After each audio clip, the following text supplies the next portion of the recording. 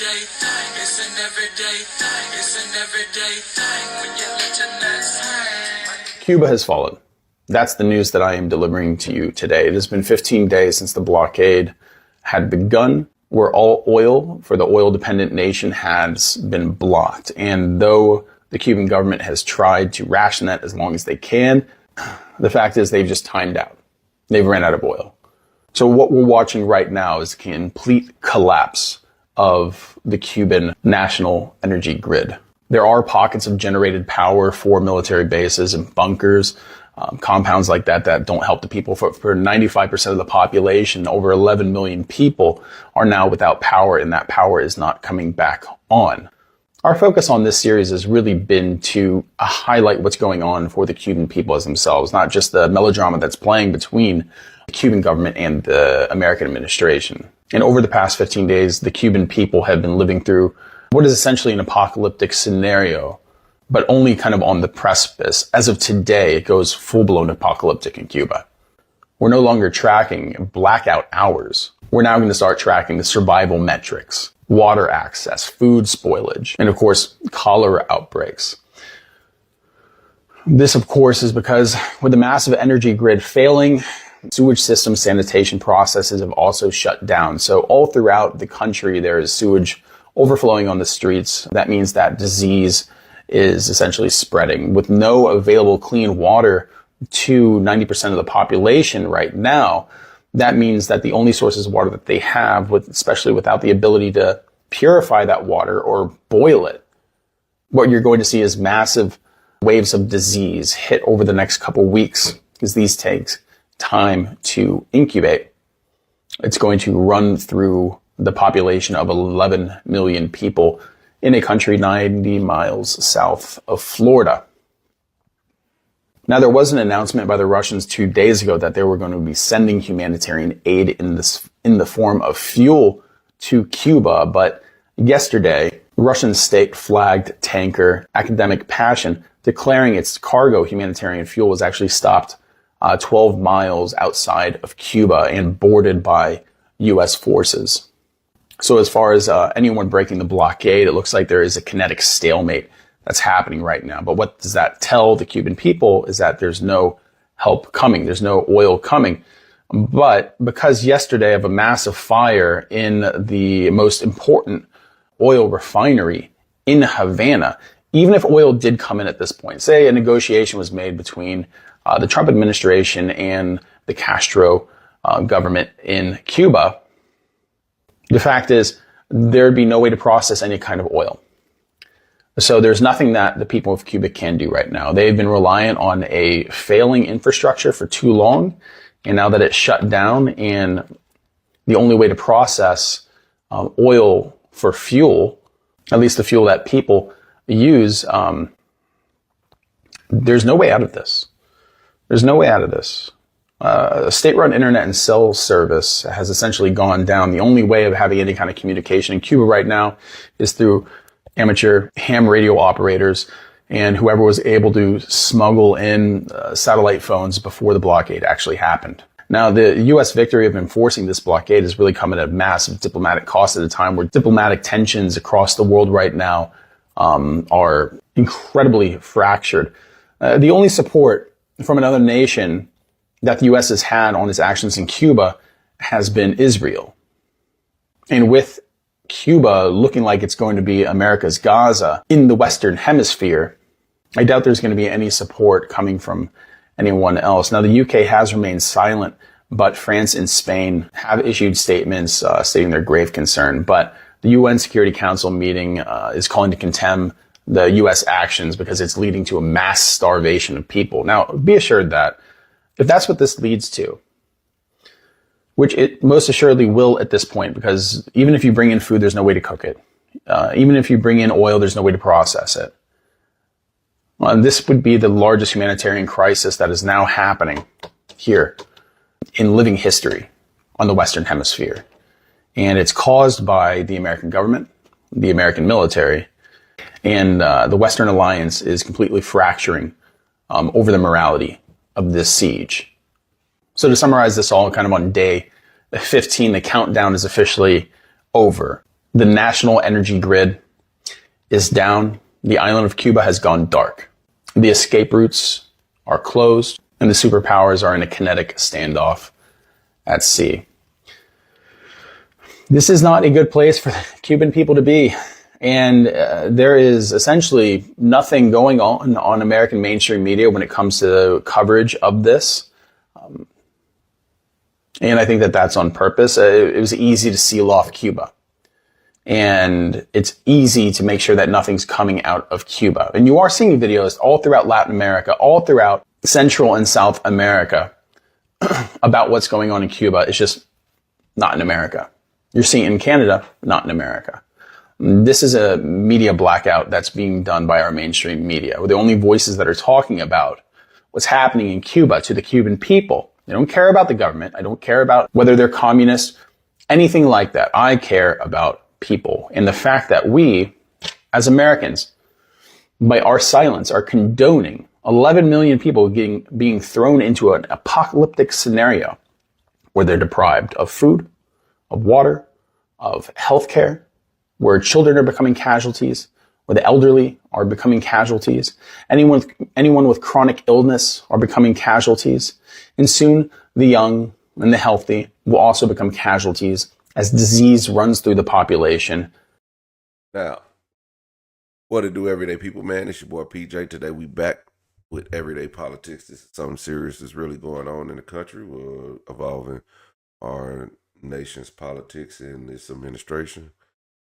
It's not even going on in our country, but 90 miles south of our country, just outside of Florida. Cuba is under crisis, and we're going to dip and dive into a little bit of that. As you heard what what he thinks is going to happen and what's happening and how it may happen and why it's happening.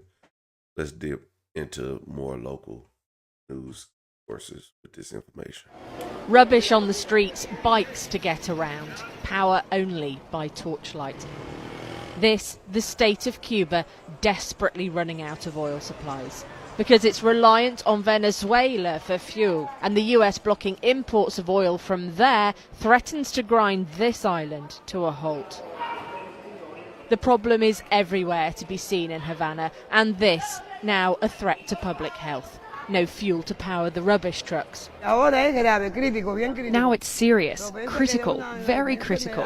It's prone to causing diseases which are caused by garbage. Please do something about this.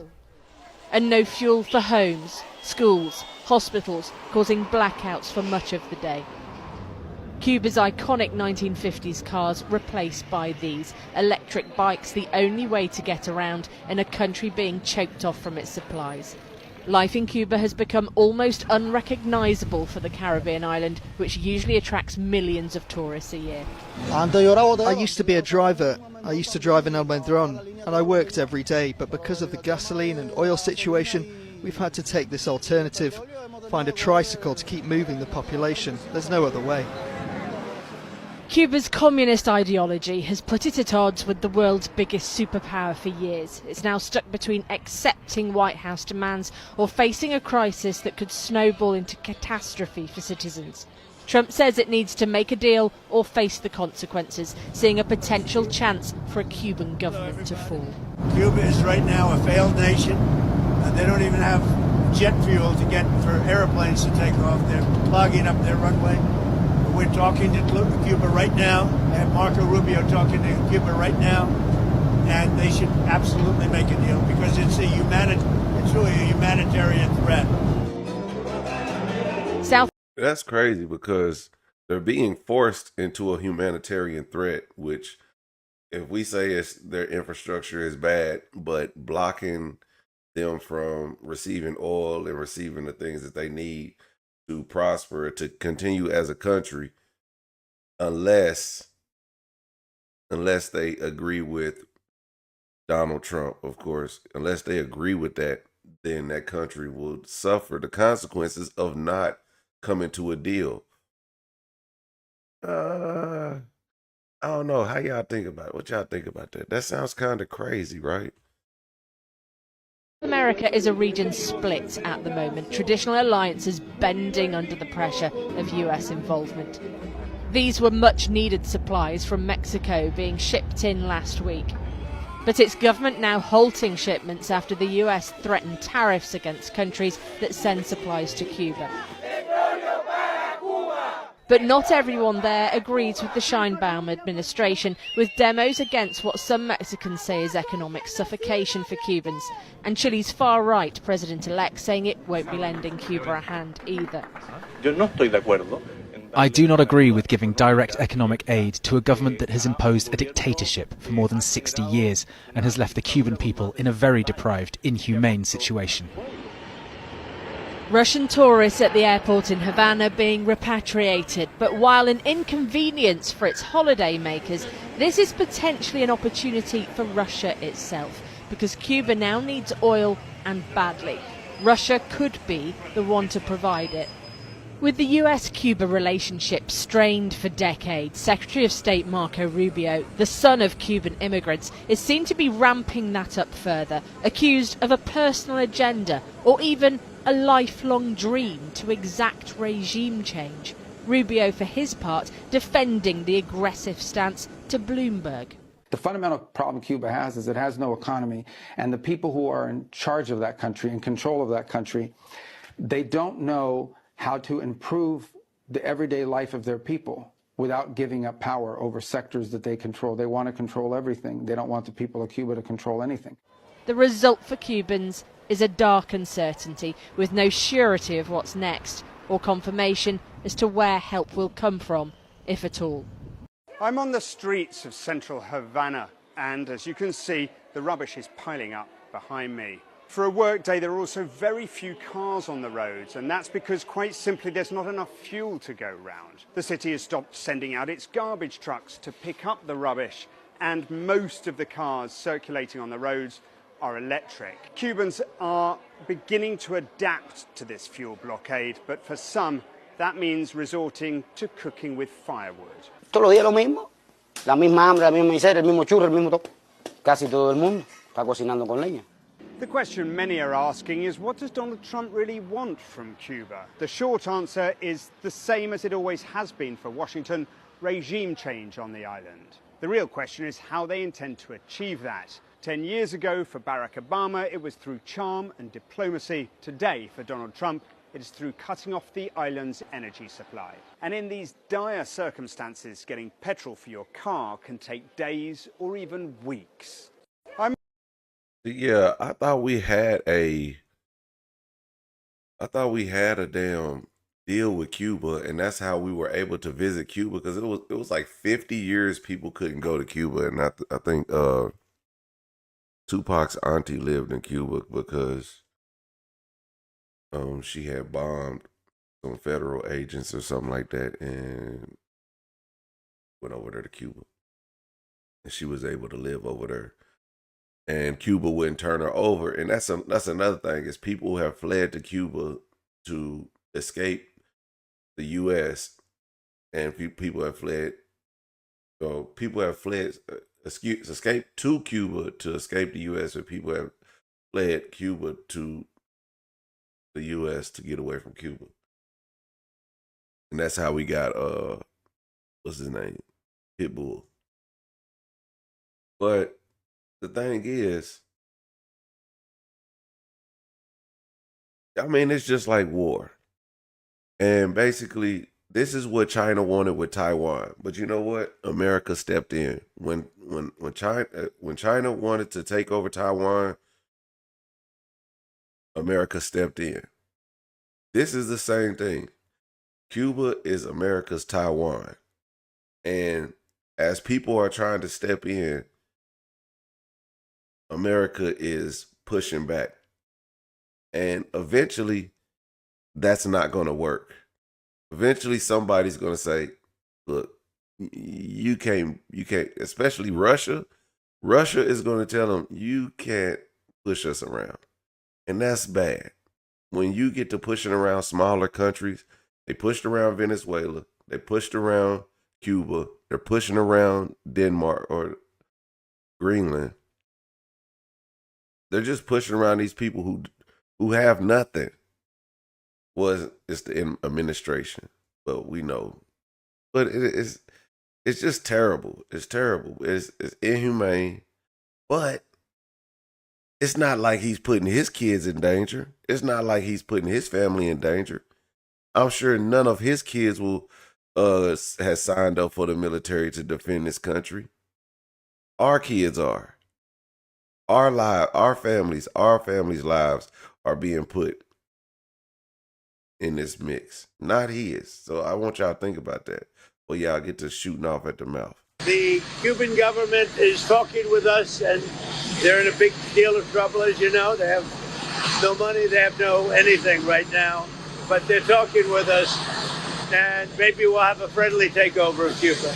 We could very well end up having a friendly takeover of Cuba. We've had a lot of years of dealing with Cuba. I've been hearing about Cuba since I'm a little boy, but they're in big trouble, and we could very well, something good, I think very positive for the people that were expelled or worse from Cuba that live here. You know, we have people living here that want to go back to Cuba. Cuba's doing very badly, and they're failing. Cuba right now is, to put it mildly, a failing nation. And, you know, they have no money, they have no oil, they have no food. And it's really right now a nation in deep trouble, and they want our help. A friendly takeover is crazy wild to hear. A friendly takeover? Yeah, you can't take a direct flight from Cuba, from America to Cuba, but you can go around, you can take a roundabout way to get there. But the thing is, I mean, because we could still go visit Colombia and then go visit Cuba and then go to Cuba. It wouldn't make a difference. As long as you have an American passport, you can get there, but no American flights will go to Cuba. A friendly takeover is crazy. I ain't never heard of that. We're going to imagine if your neighbor said, you know what? I don't think you need this home. How about I cut off your energy? I cut off I cut the lines to your power because your power lines go over my yard. So I'm going to cut the lines to your power. I'm going to cut your gas off. And so you can't work anything in your house. Unless you give me your house and I'll let you, you give me the deed to your house and I do it. You'd be like, what? Hell no. It's a friendly takeover. But if they permit it, which the laws won't permit them to do it. See, this is the problem. The laws won't permit them to do it. This is a dictatorship. This is a dictatorship. I don't know. Hello, I'm a Cuba living in Cuba, and even though most of my videos are usually in the kitchen, today it's going to be different because I wanted to show you a different side of Cuba now that we're struggling with this fuel crisis. Basically, I want to show you some avenues of my country and how they look with everything that's happening at the moment. Stay tuned and see what I'm talking about. Most of the streets I'm going to show you are not just streets. They're considered big avenues here in Cuba. And yes, as you can see, some of them have cars. But I noticed that not just cars, but mostly tricycles that work with electricity, and also electric bikes are the ones that are moving the most. I've also saw some cars, and most of them belong to embassies and to government-related institutions, which means that the fuel is mostly going there. Hope you like the video. Hello, I'm a Cuba living in Cuba. So the people in control in Cuba have a choice to make. They can either have a real country with a real economy where their people can prosper, or they can continue with their failing dictatorship that's going to lead to systemic and societal collapse. That's a very stark and dramatic choice, and it's one we hope to make the right one. We don't have an interest in a destabilized Cuba, but that would be their fault. An American blockade is pushing Cuba to the brink of collapse. The US has been emboldened by the capture of Venezuelan President Nicolas Maduro. Cuba has long relied on Venezuela to provide most of its fuel, but Donald Trump cut it off by blocking and seizing oil tankers and then threatening tariffs on any other country that might supply oil. Well, Cuba's a failing nation. It has been for a long time, but now it doesn't have Venezuela to prop it up.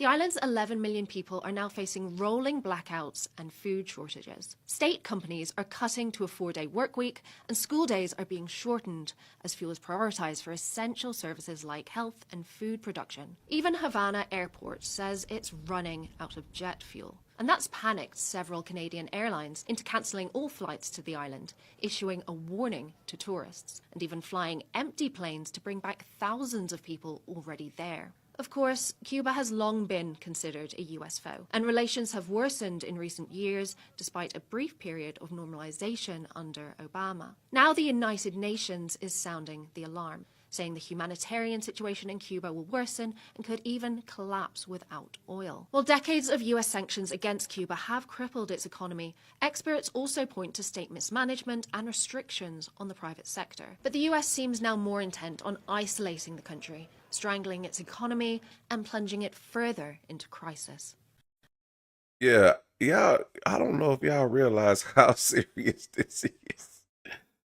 Some people do. Shout out to Honey Mama for sharing this with us, because I didn't know that this. I think it was like it was all a plan. Listen, if we get Venezuela out the way, because when we blame Venezuela for sending their drugs in these drug boats, remember the drug boats? It was the drug boats, remember?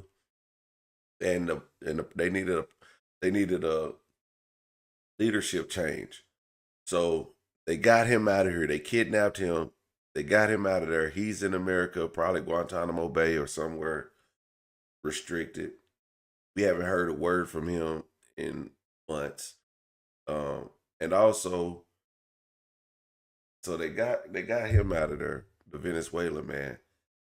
Now they're restricting everybody who takes Venezuela's oil, who Venezuela supplies a large amount of oil around the world. Do y'all remember the last time America went after a country's oil supply? Iraq. Yes. And we see how that's going. I mean, it's a little better, but at the same time, we went after Iraq. We used 9/11 to go after Iraq. Iraq had nothing to do with 9/11, but it made sense. I don't know why it made sense. It made sense to somebody to go after Iraq and their oil supply. It made sense to George W. Bush. The reason why it made sense to George W. Bush, because George W. Bush was in the oil, he's in the business of oil. George W. Bush has been making money off of oil since the beginning of time. You hear me? Since the beginning of his time. Working in the oil fields to owning reserves, and now going after a country with a large oil reserve after we get attacked by Middle Easterners. So he can go over there and do that. Now, Trump did the same thing. Oh, we're fighting the drug epidemic coming from this country, Venezuela. They sending these speedboats over here. So now you see all these speedboats getting attacked in the ocean on the east and west coast. I mean, there was a few in there west coast, but there were a lot of them in the Gulf of Mexico and the surrounding areas of these speedboats getting bound by our military, of course. Then they take over there and they like, oh, they got all this oil, and everybody's like, oil. And now they won't let their oil go anywhere, and it's squeezing out Cuba because Cuba was surviving off of Venezuelan oil. So now they're like, oh, it's okay. Hey, if you change your government, we'll let you get oil. What? If you change your leader, we'll let you get oil. That is crazy. Like, you can't even then a Russian oil tanker tries to give them oil and they get stopped. Well, why are y'all blocking Cuba from getting oil? That don't make sense. They had nothing to do with Venezuela. If they can't get oil from Venezuela, let them get oil from whoever. But no, the U.S. wants to block it. Iraq is a forever war. We're still at war. We're still at war in the Middle East. That war is still going on. They just don't televise it no more. It's still shit over there. I wanted to wait a couple of weeks, but we'll be together again soon, I suspect, celebrating what's going on in Cuba. They want to make a deal so badly, you have no idea. I wanted to wait a couple of weeks, but we'll be together again soon, I suspect, celebrating what's going on in Cuba. They want to make a deal so badly, you have no idea. They want to make a deal so badly, or you're starving them until they do. Like, it's not even, it's like, man, imagine being starved out to death and you're just like, I got to do something for my people. It's not really like I really want to make a deal, but you're making our country people suffer. That's not a deal. That's a, oh my God. What's happening with Cuba is amazing. And we think that we want to finish this one first, but that will be just a question of time before you and a lot of unbelievable people are going to be going back to Cuba. Hopefully not to stay. We want you back, and we don't want to lose you. We don't want to make it so nice that they stay. But some people probably do want to stay. They love Cuba so much. What's happening with Cuba is amazing, and we think that... Yo, this dude is crazy. I don't want you to stay. I don't want you to go, but I don't want you to stay. Get the fuck out of here. The Antonio Guterres thermoelectric power plant caused a power outage in the central, western, and eastern regions of the country. Protocols are currently being implemented to gradually restore power. This situation led to the interruption of radio and television signals due to technical problems.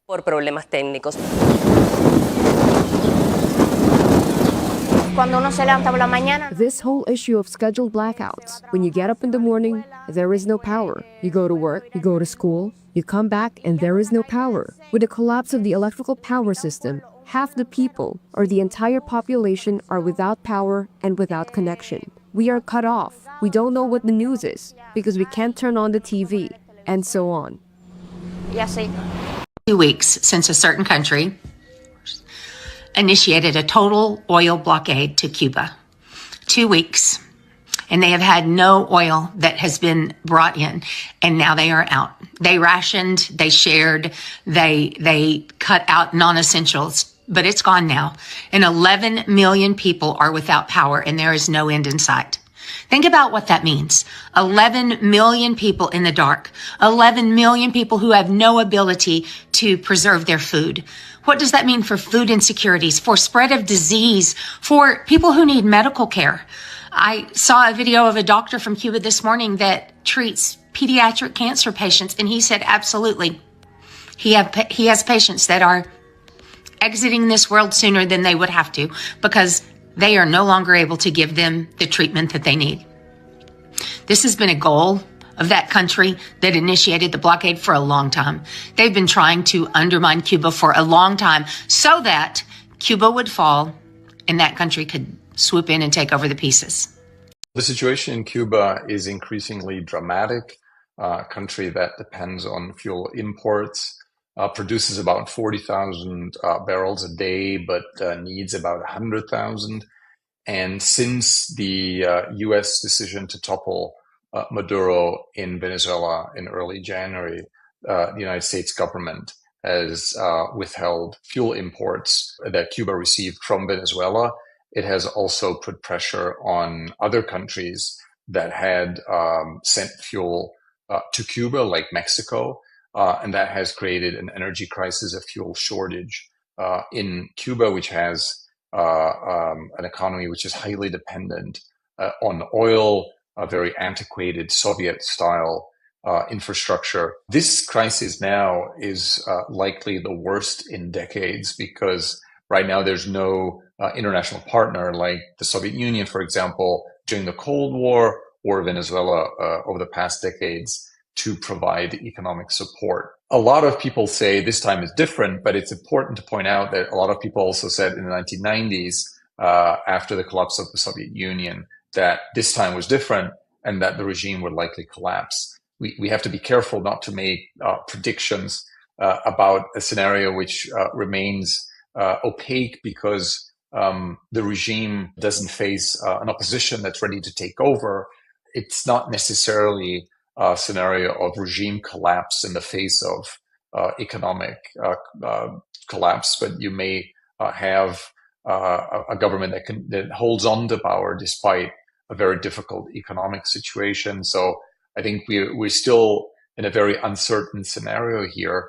But certainly there's a risk of social unrest. There's a risk of instability and an exodus, a further exodus of people seeking to leave given the economic hardship. Jamaica just declined to load fuel onto Cuba's LPG tanker following new US sanctions that penalize any country supplying energy to Cuba. The sanctions mean if you help Cuba with fuel, you risk punishment from the US financial system. So Jamaica stepped back. I mean, Jamaica is dealing with hurricane damage right now, which makes energy security even more sensitive and shows how fragile this setup really is.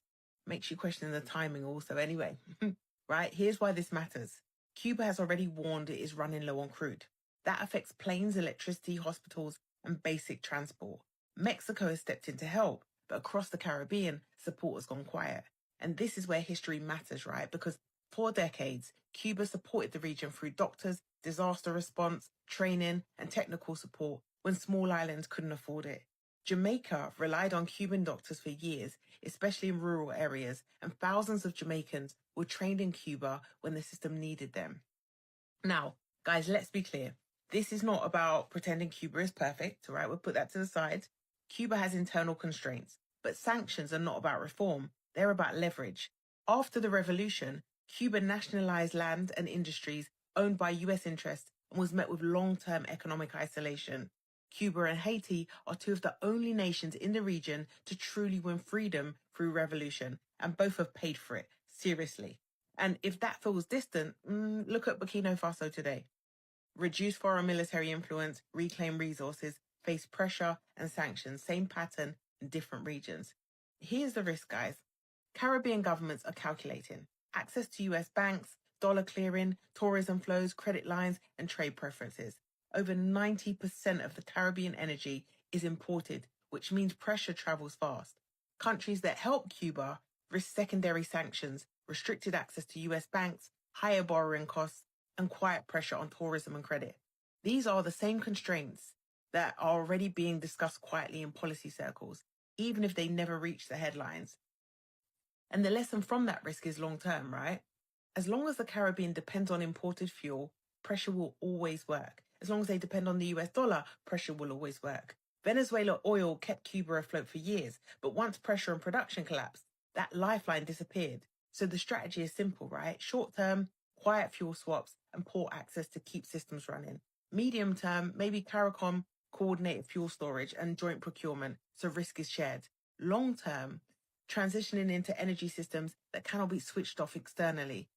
This isn't about like doing the right thing for one another or being charitable. It's self-defense. Because if we do not move as a bloc and control energy, food and supply chains, our politics can be overridden externally. Anyway, let's talk in the comment section. What are your thoughts? Yeah, I agree, man. I agree. That right there told the whole story. And unfortunately, you know, and I kind of feel bad for Cuba. And I feel bad for every island in the surrounding areas. Like all those islands, just imagine any one of those islands decide to, hey, I want to buy Russian oil because they selling it cheaper. And the US is like, yeah, right. Yeah, right. Your country will suffer. You want your country and your people to suffer? That's just like China. If China did that, Americans would be all up in our, oh, China's trying to do this. China's trying to do this. If Russia had countries around it, Russia don't have no countries around it. Anyway, don't mind if you hear the geese in the back. I got 2 geese that have taken ownership of my front yard, and I'm really getting sick of it. Like, you know, they set my dog off every damn night. It's just like, Yo, if I just let my dog out one night, that my dog don't even want to don't even want to come in because of the geese. The geese will come over to the gate. And I don't know if dogs and geese can talk, but they be having a conversation, and I be like, this girl's stupid. Get your ass in this house. Anyway, enough about the geese. But they need to get away from my front yard. I don't know why there's 1,000 houses on this street. And you pick my yard. Like, that's crazy. It was like 8 of them the other day, and I was like, bruh, hey, listen, and I don't know if y'all have geese, but like, bro, they don't care about traffic. They don't care about the flow of traffic. 7 o'clock in the morning, what are you doing in the middle of the street? Get out, you honking, and they just take their precious time getting out the way. It's just frustrating. It was a hell of a Friday morning, if I can. But anyway, yeah, I mean, Cuba, I guess these geese is taking up my land just like America's taking up Cuba. Anyway, terrible situation. It's terrible that Jamaica's having to get involved. It's terrible about I think a lot of the Caribbean countries should stick together for real. A lot of the Caribbean countries should stick together. Like, hey, listen, I understand you Americans want to keep Cuba, but Cuba's human. They got it. There are humans there. Stop bringing your people here. Don't send Americans here. Y'all cancel all the flights. We just won't take you, and we'll find allies somewhere else. And then when they start doing that, it's gonna really cause a rift because they'll take that from somebody else. They'll take that protection from somebody else. And that's what America don't want. America does not want China or Russia taking up land 90 miles from the coast of America. So then they'll start starving out more countries. Then you'll look at a humanitarian crisis. Man, I let the animals take over. The animals did take over. I'm not finna kill them. Yeah. I wish they ate grass so I wouldn't have to go out there and cut it. Hell, we already got to cut our grass. I got to cut my backyard this weekend, which I mean, like, most of the people ain't even cut grass. It's March. I'm already cutting grass. Come on now. These geese are worthless. This morning's Cuba update. Telemundo, Univision flew in. Remember, there's no flights because there's no fuel. But when they landed, they were confident that they're going to be able to get out. 2 buses, patrol cars, waiting for them to pick them up. There's no public transportation. There's no fuel is what we're being told. But those buses, they had fuel. They were there. They whisked away all of the crew that came in. There's also photos of the hotel they're staying in. There's video. Everything's dark and that hotel has electricity and the lights are on. Who's funding it? What we're being told is they're there to break a big story, something that's going to happen this week.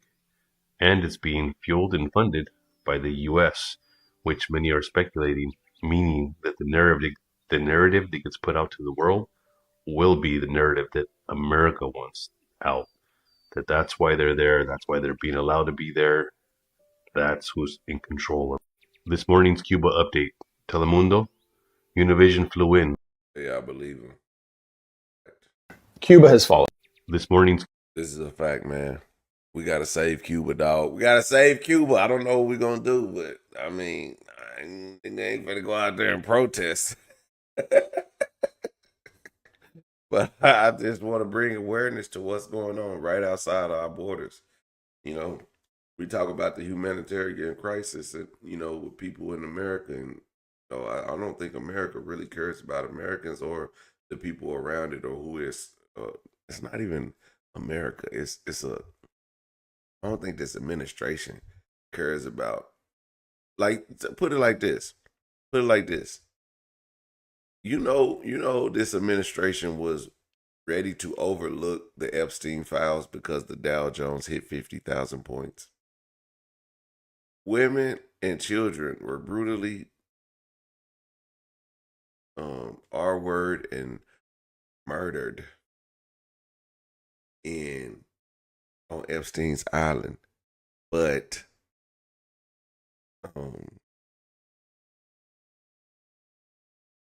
the Dow Jones hit 50,000 points, I guess. I don't know. Like, what the hell are we talking about? Like, why is that even a thing? How does that even compare to like what's really going on in the country? You know what I'm saying? That's crazy. It's like we gotta pay attention to this real stuff. These are real world problems. These are problems right in our own country. And we act like, I get it. I get it. If I was MAGA, I could just throw all type of whatever y'all need to do. Cuba's been ran by this, and y'all wasn't doing this. And man, you could if I was MAGA, I could tell y'all I could tear Cuba a new asshole. And be like, they just letting their people suffer. They doing this. No, them people wasn't suffering. They was living all right. They was living within their means. Maybe they don't want to be a thriving country. Maybe they don't want to conform to the capitalistic rules and regulations of the Americans, where we could get rich, or we can get rich and still kick the poor. Well, matter of fact, I could get rich right here, and my neighbor can lose everything in a matter of a day. That is capitalism. And in Cuba, shit, we all poor. We all gonna stay poor. Some of us might make a little money if we make it out of here, if we can sing, or if we can play the bongos that good. If we can be Ricky Ricardo and be an actor. Other than that, you're here. You're stuck. And we live like each other. And no one person is above the rest. And that's how they live. And maybe they like it, maybe they don't. They don't know, they can't like they don't know what they were born into. We don't know what we was born into. We go to another country and we be like, ooh, this is shit, but we don't know we was born with privilege and capitalism, where you can go up and your neighbor can go down. Imagine this. I remember I had a friend back when I was a kid. I mean, we grew up together. But my friend, he was doing really well, like around in our 20s. I always remember seeing him. He had a hustle. He always had like a tax business, or he was doing something. He was always doing something. Right? Why just a few months ago I seen him, he teeth rotting, meth out, bumming for change. I'm like, bro, I always remember you was on the hustle, on the business shit. What happened? Capitalism happened. Everybody can't go. The homie damn near smoked out. And I'm just like, damn. Man, it don't even shock me no more to see some of my friends I grew up with, bumming, homeless, in prison for life, dead. It don't even shock me no more. Like, I'm like, damn, all right. I know some of us dying, you know what I mean? I know some of us is dying, but to see them, on drugs, and see them on the OKC jail Facebook page, OKC just busted looking ass. To see them looking bad, but like, damn. To see the homegirls out there looking bad. I be seeing girls I remember used to have that. They used to have that shit on. Their mama used to be fresh. Everybody the whole family decked out fresh. Man, these capitalism, you having people looking crazy. Yep. But everybody want to be. If you go over to Cuba, hey, they all live the same. They all got the same struggles. Ain't nobody coming up over nobody. All living the same struggle. All just trying to make it. They ain't worried about it. We better be thankful for the stuff that we get, but we better be thankful because we could lose it anyway.